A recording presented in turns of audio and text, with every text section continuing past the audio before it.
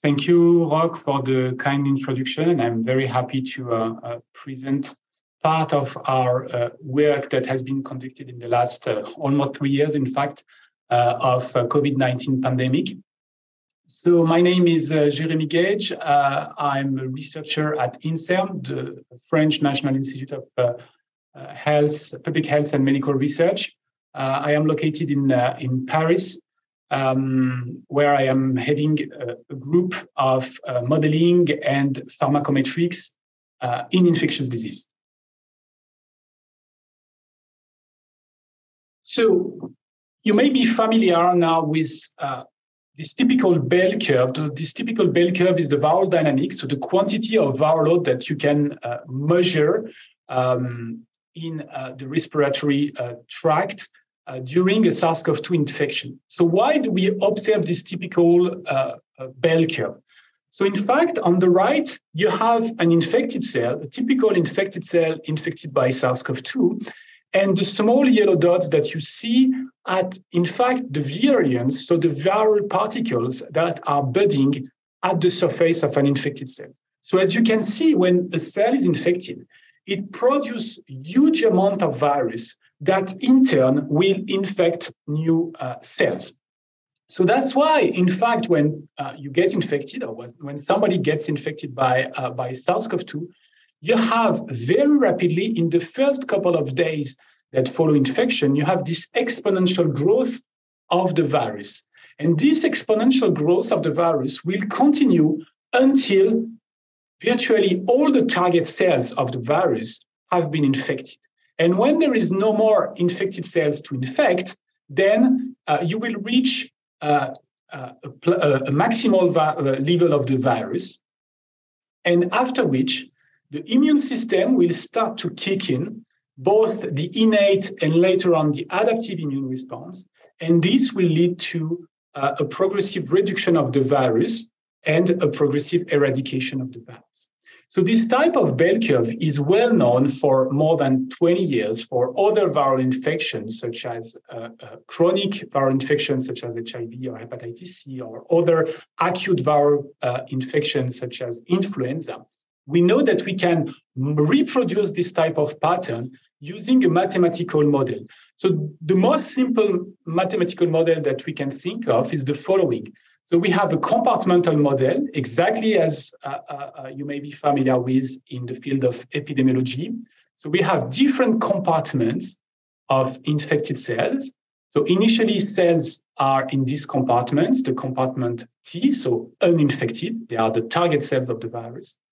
Once they are infected by the free virus, they transition towards different compartments of infected cells. Initially, they are infected, but they do not produce virus. That's in virology what we call the eclipse phase. So the cell is infected, but doesn't produce yet any virus. And after some period of time, at the end of the eclipse phase, the infected cells will start to produce virus, a number of viral particles produced per day that we not P. But they will also start to be eliminated, which is the result of both the natural cytopathicity of the virus, but also the immune response, both leading to a more or less rapid clearance of the infected cells. And you can translate, in fact, this simple schematic of the viral replication in terms of ordinary differential equation, which is the most standard formalism that we are using to reproduce this type of dynamic infection. So exactly as in epidemiology, you can define an R0. R0 is the number of cells that will be infected by one infected cell. So if R0 is larger than 1, then the infection will take place in the body. If R0 is lower than 1, then the infection will not be sustained and will be naturally cleared without giving any infection. So the larger the R0 and the larger, the faster it's this peak towards this increase towards the peak of the viral. The problem in SARS-CoV-2 infection is that when it is the moment where the immune response will kick in, so the moment where the virus will start to be reduced, that the patients will start also experience the clinical symptoms.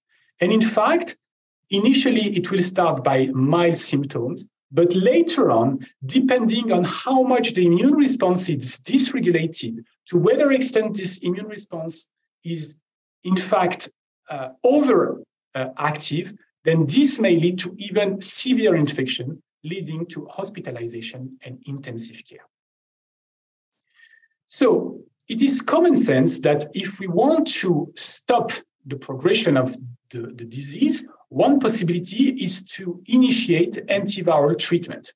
So what is an antiviral treatment? It is, in the perspective of that model, it is something that will be able to reduce either the production of the virus by the infected cells, so reducing this parameter P that I mentioned earlier, or it could be a drug that is able to reduce the rate at which the free virus particles can infect new target cells. So typically, monoclonal antibodies will act at this stage.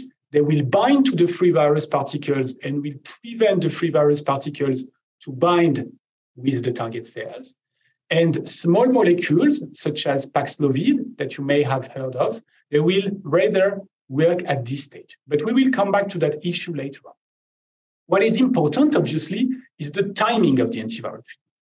If you are capable of initiating your antiviral treatment very early, so before the virus has reached its peak viral load, then obviously you might be able to break the kinetics of the viral load, prevent infection of most target cells, and therefore reduce the risk of disease progression towards mild symptoms, hospitalization, intensive care, and death. The problem is that, obviously, if you start the treatment too late, then you may have some effect on the viral load, but you will intervene too late, and therefore you may not prevent dramatically the progression of the disease. So the timing of treatment initiation is key. It's common sense, but it's important to remember that. So now the first contribution that we had in SARS-CoV-2 was, in fact, in February or March 2020, when the first collection of viral dynamic patients were published. So this is a small cohort of patients from Singapore that was published in the JAMA in 2020. And you can see it's only 13 patients, but they are extremely well described. So the dots here are the viral load over time. And you can see that you have a lot of viral load data very early in the disease. And this is due to the fact that, as you may know, in many countries of Southeast Asia, patients, even if they didn't have much symptoms, were hospitalized, which was a way to isolate them and to quarantine them. So in fact, because they were hospitalized, even if they had a mild infection, it was possible to have repeated measure of the viral load. And when we saw this data, we immediately saw that it was a good exercise to have a first model to characterize SARS-CoV-2 viral dynamics, which is what we did. And therefore, we could estimate the R0, so the intracellular, the within host R0, how fast the virus spread within the organism. And this R0 was estimated to about 10. What that means is that, again, one infected cells at the beginning of the infection will lead to the infection of 10 other target cells. So this is quite rapid. What that means also, exactly like we know in epidemiology, once we have the within host R0, we are capable to say, okay, the target antiviral treatment, so the efficacy that I should target, is something that is capable to reduce this R0 below 1. So basically, if R0 is in the order of 10, what we need is a treatment capable of bringing this R0 below 1. So what that means is that we need a treatment which has 90% efficacy. So which is capable of either reducing the viral production rate by 90% or reducing the probability of infection by a virus once it is in contact with the target cells by more than 90%.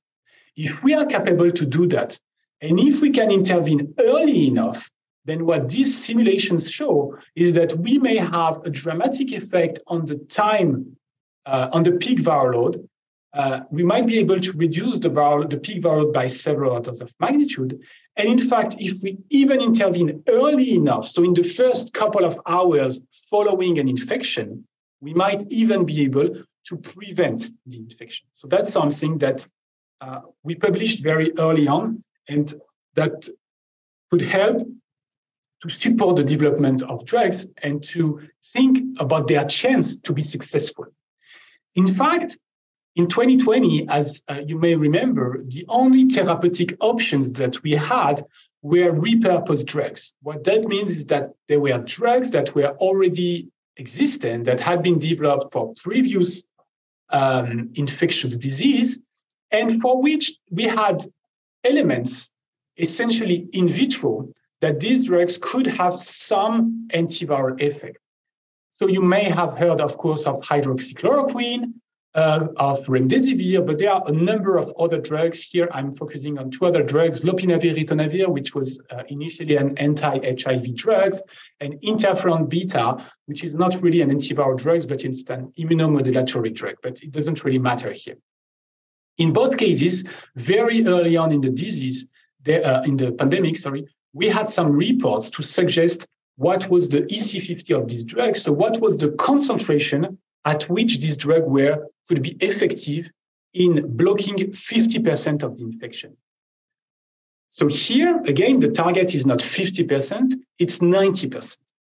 But we know, because these drugs were used for a long time, we know the pharmacokinetics of these drugs. So we know for a given dose of the drug, which level of drug concentration we may achieve in patients. And therefore, we may ask, okay, with a typical dosing regimen that we think about for these drugs, what is the likelihood, given their intrinsic EC50, that they pass the threshold of being able to block 90% of the infection events, of the viral production?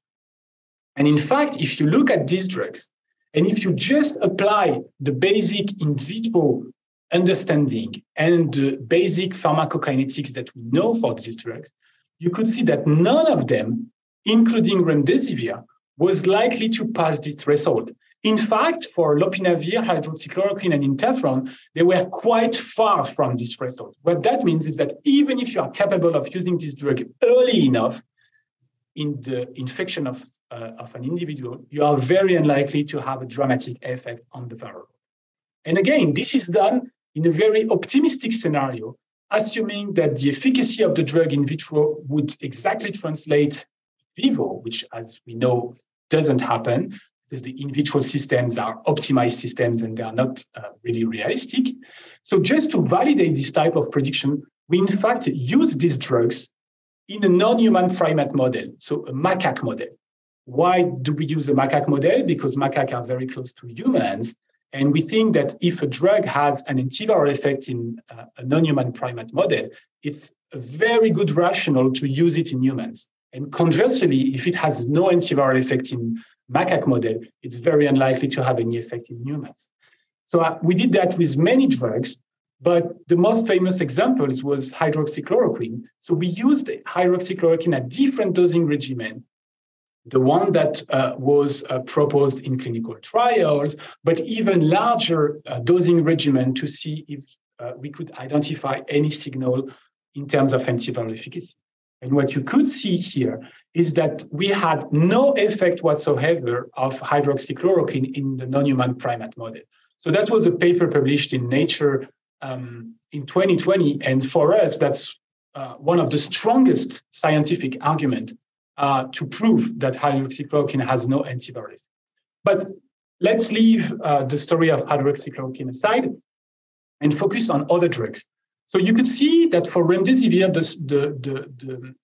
the antiviral predicted efficacy is not that bad. It's 87%. So which means that remdesivir at that time was still for us a relevant candidate to test in clinical trials.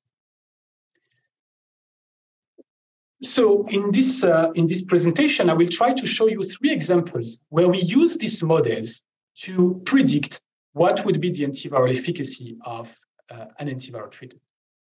So I will focus on 3 studies. The first one is the French COVID cohort. So it's a cohort of more than 600 hospitalized patients, non-treated, and for which we use this model, we use this data to build a model of viral dynamics in hospitalized patients and explore the link with disease progression. Then I will talk about the Discovery clinical trial, again, a large clinical study of more than 600 patients again, where we try different antiviral drugs, in particular remdesivir. So we'll come back to remdesivir. And the final is phase 3 clinical studies with monoclonal antibodies, so much more potent drugs in mild patients, where we will evaluate if these drugs have the potential to reduce the risk of disease progression. So first, the French COVID cohort. So what is the French COVID cohort? It's a cohort that was extremely rapidly set up. You can see that the first patients were included end of January 2020. And this cohort aims to describe the natural history of the disease in hospitalized patients, so in patients that already have a quite severe form of the disease. So we rapidly worked together with virologists and infectious disease specialists to gather in this cohort as much viral load data as we could. And we were able in the spring 2020 to gather the data of more than 600 patients. And you can see how the viral load looks like. So it's pretty messy, but it was one of the largest collection of virological data.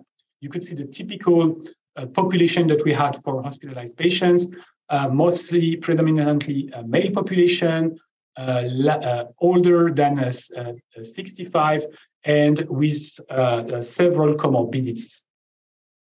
The first thing that we noted when we got this data was that there was a very clear trend towards lower viral load at admission in patients that arrived late in the disease, so several days after the onset of the symptom. Conversely, you could see that the viral load was much larger in patients that were arriving at the onset of their symptom. So for us, that was a very strong element to suggest that, in fact, the peak of the viral load in those patients was very close to the symptom onset. And the more you went in time, and the lower the viral load. The other interesting element was that the viral load is one element to suggest the level of the disease, but it's not the only one.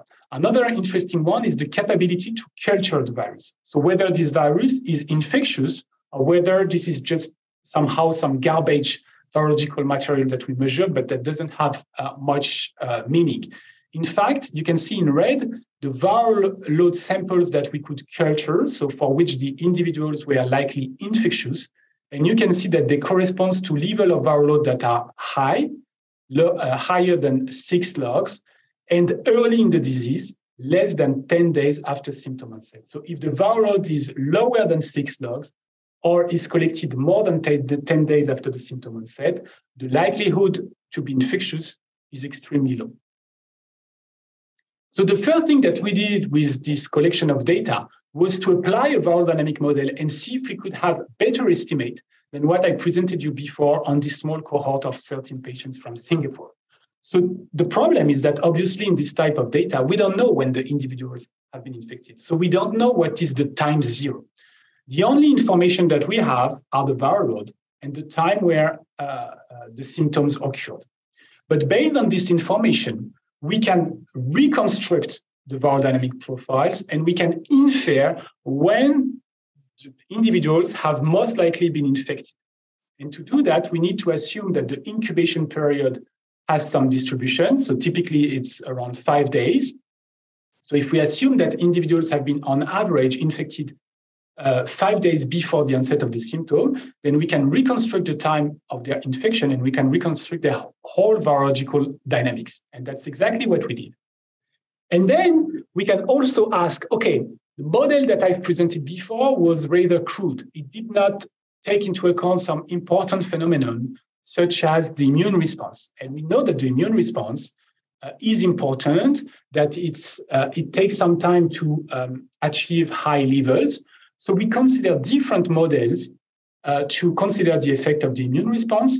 You can see here that the immune response is just modeled as a general compartment. We don't take into account the innate or the adaptive immune response. It's just a compartment that increase over time as a response to the presence of the viral antigen.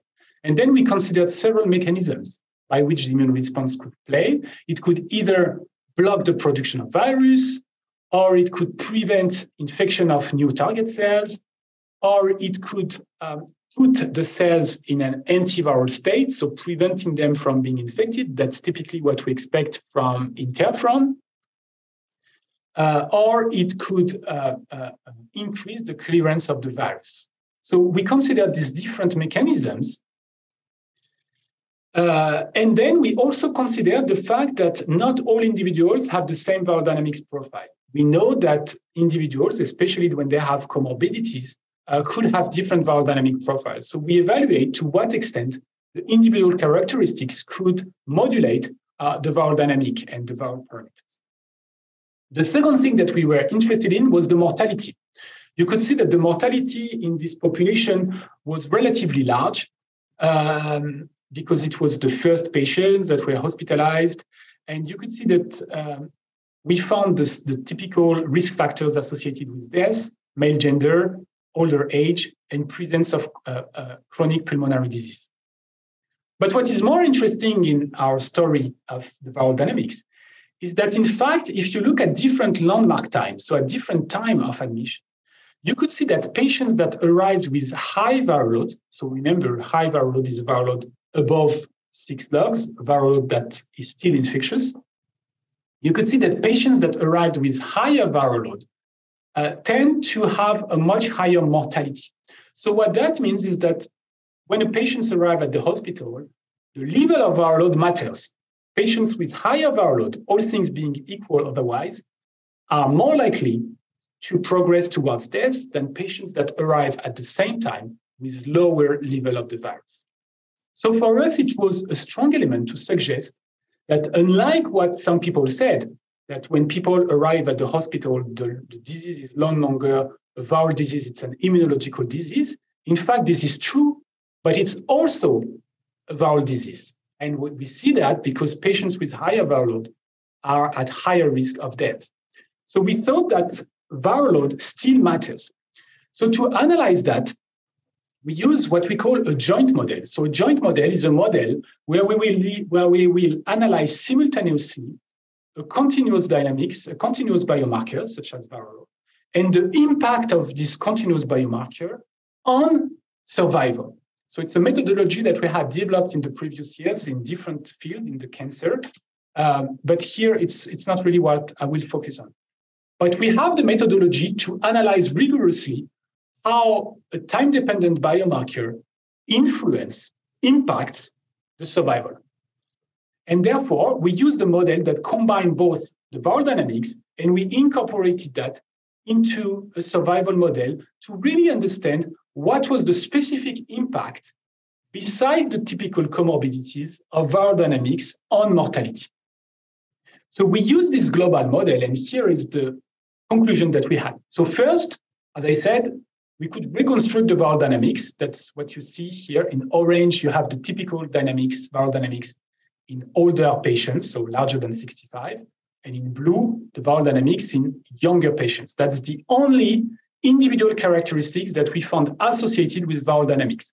Other comorbidities, I mean, age is not really a comorbidity, it's a risk factors, but comorbidities or risk factors were not associated with viral dynamics. The other important, interesting finding that we had was that the peak viral load, according to our model, was very close and even coincided on average with the symptom onset. So the time where you experience the symptoms is also the time where you are at the peak viral load and where you are therefore most likely to be infectious. So that's an important message to take into account in terms of public health and how we can really prevent transmission chains. What that means is that many individuals will be at the peak of their infections just before or right after they experience symptoms. So it's very difficult to identify them and to break the transmission chain. Regarding now the disease progression, we found that even after adjusting on risk factors, the current viral load was significantly associated with survival. So what that means is that once somebody is hospitalized, the dynamics is directly associated with the risk of death. So if the individual tends to clear the virus much slower, then it's at higher risk of death. So if you have this prediction, now you can ask, okay, if I am capable of initiating an antiviral treatment with this threshold of 90%, or even going higher than that, let's say 99%, if I am capable to initiate an antiviral treatment at the time of hospitalization, what could be the impact on death? And that's exactly what we did. And we estimated that if a treatment with this high level of efficacy could be initiated at the time of hospitalization, so on average 7 to 8 days after symptom onset, then we could reduce the mortality from 17% to 13 or even 10% in the population of patients that are most needing this treatment, so the patients that are at higher risk of death, older patients with comorbidities. Of course, if you initiate a treatment in individuals that have a lower risk, then the impact will be lower. But in any case, for us, that was a strong rationale to suggest that antiviral treatment should be a component, of course, not the only component, but should be a component to consider in hospitalized patients, in particular in those with a high viral load at admission. So then we move to antiviral treatment and remdesivir. So we analyzed the efficacy of remdesivir in the framework of a large clinical trials called Discovery, where different antiviral strategies were tested, remdesivir, but not only, also lopinavir, ritonavir, hydroxychloroquine, and interferon, so the drugs that I presented. So in the Discovery trial, same thing, we are in hospitalized patients. And the primary outcome was the clinical status at day 50. So whether individuals on a 7-point scale could improve as compared to patients that receive standard of care without antiviral drugs. When you analyze the effect of remdesivir, it had no effect on clinical status. So at day 15, patients that received remdesivir were not going better than patients that did not receive remdesivir. Now, for the viral load, it's much more complex. Why? Because, again, we had some signals, especially in non-human primates, some strong elements to suggest that remdesivir had an antiviral efficacy. So remdesivir probably has an antiviral efficacy, but we did not find any clinical efficacy. So we asked, do we have at least a virological signal in those patients? If we have a virological signal, then maybe that tells that this drug could still be relevant, maybe not in all individuals, but maybe in the subset of individuals for which the viral disease is still important. So that's exactly what we did. We analyzed the viral load. So in red are individuals receiving remdesivir, in green those that were only with the standard of care. When you look at the overall population, you don't see much effect of remdesivir. So if you apply the same tools than what we had before, so the target cell limiting model, and considering an effect of remdesivir in blocking the viral production, I will skip that, it's technical. But if you apply that, then you can see that you have a small signal towards an efficacy of remdesivir in this population, but the remdesivir efficacy in the overall population of the Discovery trial was estimated to 50%. So it was significantly different from zero, it was significantly positive, but it was much lower than our target, our pharmacological target of 90% that I mentioned at the beginning of this talk. So it was unlikely to have a dramatic effect on the viral load, especially if you initiate the treatment late in hospitalized patients. Remember that these patients are hospitalized on average 7 days after symptom onset, so after the peak. So a drug that would only block 50% of viral production would be unlikely to have a dramatic effect on viral load. So if you use sophisticated mathematical models, you can identify a signal, which is what we had, but this signal is unlikely to produce a dramatic effect. And in fact, when you look at the prediction of the model in terms of viral load, you can see that the difference between treated and untreated individuals is very small. And if you look at another criterion, the time to undetectability, treatment by remdesivir reduce the median time to undetectability by less than a day. So it's really not worth it in the general population. As an exploratory analysis, we also looked at the effect, focusing now only in the subset of patients that arrive with a high viral load. So a high viral load, again, it's a viral load for which the virus can be cultured, for which the virus is still infectious. So it's not 6 logs as I previously discussed, it's 3.5 logs. It's not that I changed the value, it's just that the technique for the viral culture was not the same in the discovery trial and in the French COVID cohort. So this threshold corresponds with this technique to the level where the virus can be cultured. And if you focus actually on this population, you can see that the effectiveness of remdesivir is much larger. It's about 80%.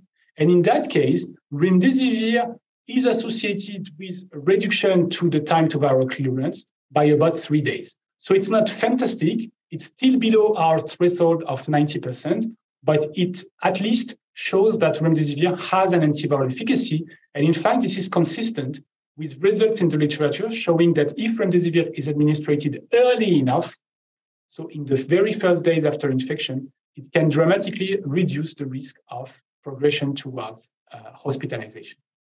So I will skip this part because I think we are already at the end of my intervention, but I just wanted to show you the effect of treatment when you initiate them early enough. So that's an example in non-human primate model. You can see that if you are capable of initiating a treatment very early in the infection, that's the blue curve here, you can see the difference in terms of viral load in comparison to untreated animals. And in fact, if you look at monoclonal antibodies, and if you take into account their pharmacokinetics, you can see that in animal model, but it's the same in humans, you can achieve efficacy that are well above this 90% threshold. So what that means is that we now have drugs that are passing this level, and therefore that can dramatically reduce viral load and that can reduce the risk of disease progression, provided that they are administered early enough. And in fact, that's the results that we have since the summer 2021, showing how much the rate of disease progression can be reduced by as much as 70% when it is administered within 5 days of symptom onset.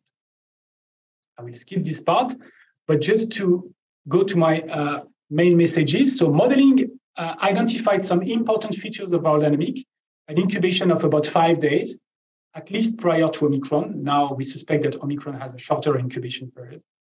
A peak of viral load close to symptom onset, older age being associated with a prolonged viral shedding, viral dynamics as an independent predictor of disease progression in both hospitalized and outpatients. So this I could not show, but we also have results on that.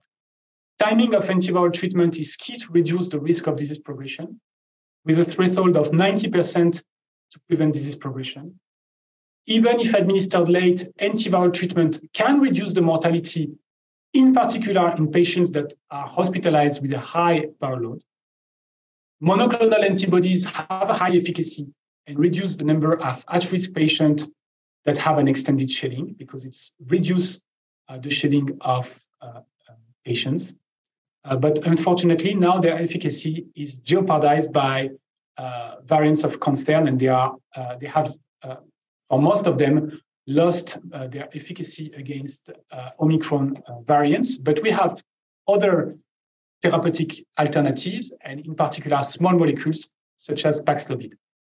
So we are now testing monoclonal antibodies in hospitalized patients and really focusing on the population that is most likely to benefit from this treatment. So patients with a high viral load, so patients with a positive antigen test at admission, and we should have the results very soon, and that will close the discovery trial.